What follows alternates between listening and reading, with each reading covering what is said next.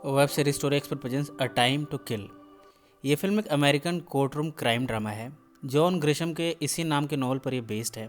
Film में mainly Sandra bullock, Samuel Jackson और Matthew मैकेनगी ने एक्टिंग की थी। इस फिल्म को डायरेक्ट किया था जोएल शूमाकर ने। फिल्म जब रिलीज हुई थी तब इसने $152 मिलियन का कलेक्शन किया था।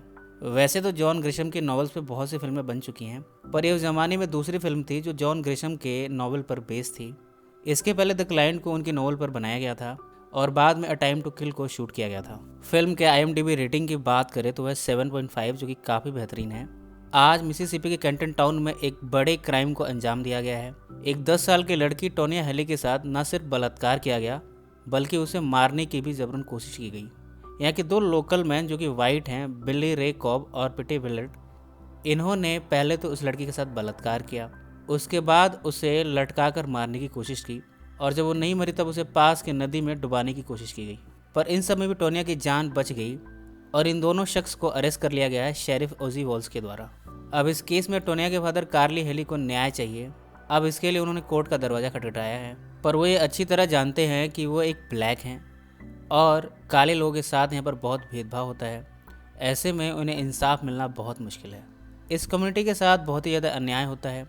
उन्हें अक्सर उनके अधिकारों से वंचित कर दिया जाता है। कार्ली की अच्छी खासी दोस्ती है जैक ब्रिगन से, जो कि एक वाइट लॉयर है। पर जैक की एक अच्छी खूबी यह है कि वो सबसे प्यार करता है, सबको पसंद करता है। उसके लिए काले गोरे का कोई भेद नहीं।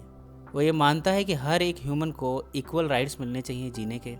इसके पहले भी एक बार उसने काल के भाई को न्याय दिलाया था जब उसके भाई के साथ किसी गोरे ने अन्याय किया था। जब कार्ली जैक से मिला तो उसने बताया कि मेरी बेटी के साथ क्या क्या हुआ है। उसने इसके साथ ये भी पूछा कि क्या अपराधियों को इस केस में सज़ा मिलेगी। जैक ने कहा सज़ा तो मिल सकती है, पर ये चांसेस हैं कि वो बाद में छूट जाए क्योंकि वो वाइट है। कार्ली को ये बात बिल्कुल भी पसंद नहीं आई। अब कार्ली ने डिसाइड किया कि अब खुद ही अपनी बेटी को न्याय दिलाएंगे और वो न्याय पाने के लिए कोर्ट का दरवाज़ा नहीं खटखटाएंगे बल्कि खुद कानून को अपने हाथों में लेंगे। अगले दिन वो पहुंचे कंट्री कोर्ट हाउस जहाँ पर कि इन दोनों को रखा गया है। इस समय कार्ली के हाथों में ऑटोमेटिक राइफल थी। उन्होंने इसे फायर कर दिया और इसके साथ ही दोनों बलात्कारियों को वहीं पे मार दिया। पर इन सब में वहाँ के डिप्टी ड्वेन लूनी गलती से घायल हो गए और ये सब हुआ कार्ली के राइफल के द्वारा। ड्वेन का लेग इतना ज़्यादा डैमेज्ड हुआ कि बाद में उसे हटाना ही पड़ा और इस अपराध की वजह से काल को भी अरेस्ट किया गया है। जेक को ये सारी चीज़ें अच्छी तरह पता है। वो मिला काल से और उसे प्रॉमिस करते हुए कहा मैं तुम्हारा केस लड़ूंगा और तुम्हें कोर्ट में बचाने की पूरी कोशिश करूंगा। घर आकर जेक ये सोच रहा है मैंने वादा तो कर दिया, पर मैं काल को बचाऊंगा कैसे। उसने कानून की नज़रों में गुनाह किया है। इधर अब ये बलात्कार का मामला और उसके बाद एक पिता का बदला लेना, इस केस ने पूरे देश की अटेंशन को अपनी तरफ खींच लिया है। मीडिया में आजकल सबसे ज़्यादा अटेंशन इसी केस को मिल रही है और फाइनली इस केस का ट्रायल शुरू हो गया। डिस्ट्रिक्ट अटॉर्नी ड्रिफिस बकली ने इस केस में कार्ली के लिए डेथ पेनल्टी की दिशा में केस को ले जाने का फैसला किया है, पर जेक ने यहाँ अपना पॉइंट रखा। उसने कहा अगर हम ये केस यहाँ लड़ते हैं जहाँ की सारे जूरी वाइट्स हैं, ऐसे में काल के साथ इंसाफ होना बहुत मुश्किल है।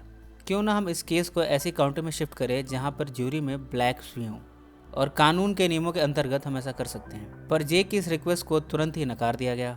इसका मतलब कार्ली को इसी कोर्ट में वाइट जूरी के सामने पेश होना होगा और अपना पॉइंट रखना होगा। जेक अपना पहला दाव ही हार गया इस केस में। अब उसने अपने साथियों से हेल्प मांगी है।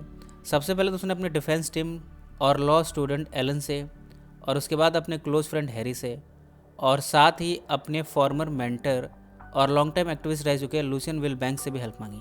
पास में लूसियन का बड़ा अच्छा रिकॉर्ड रहा है, वो एक ग्रेट सिविल राइट्स लॉयर बने थे। इधर बलात्कारियों में से एक बिली रे के भाई फ्रेडी ने डिसाइड किया है कि वो अपने भाई की मौत का बदला लेगा। उसने मिसिसिपी के एक ग्रुप कू क्लक्स क्लैन को ज्वाइन कर लिया है। ये ग्रुप मेनली ब्लैक्स के खिलाफ काम करता है।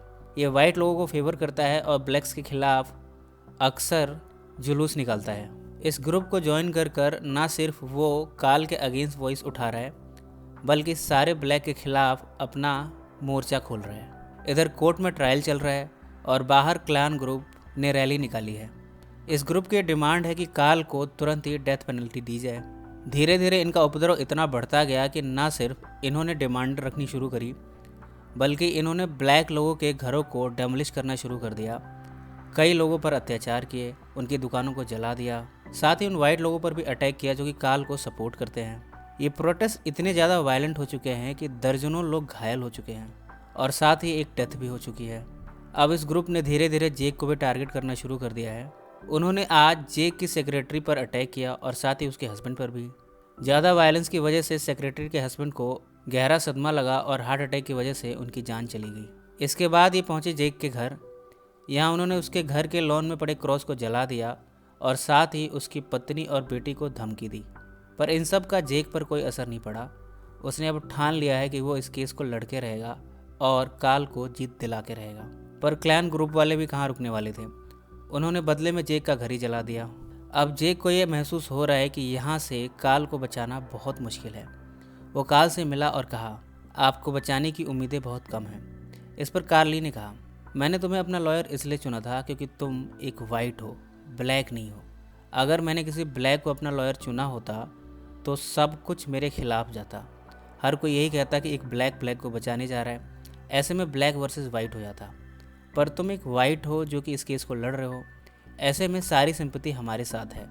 हर कोई यही कह रहा है कि एक वाइट जो कि ब्लैक को बचाने जा रहा है, इसका मतलब ज़रूर कुछ सच्चाई है और यही बात हमारे लिए कारगर साबित होगी।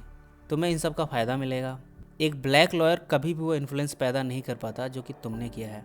तुम हिम्मत मत हारो। इसके बाद जेक की भी हिम्मत अब बढ़ गई है।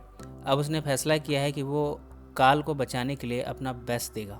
ट्रायल में ऑपोजिशन के लॉयर ने कहा, कार्ल ने एक क्राइम को अंजाम दिया है, वो भी कोर्ट हाउस के अंदर।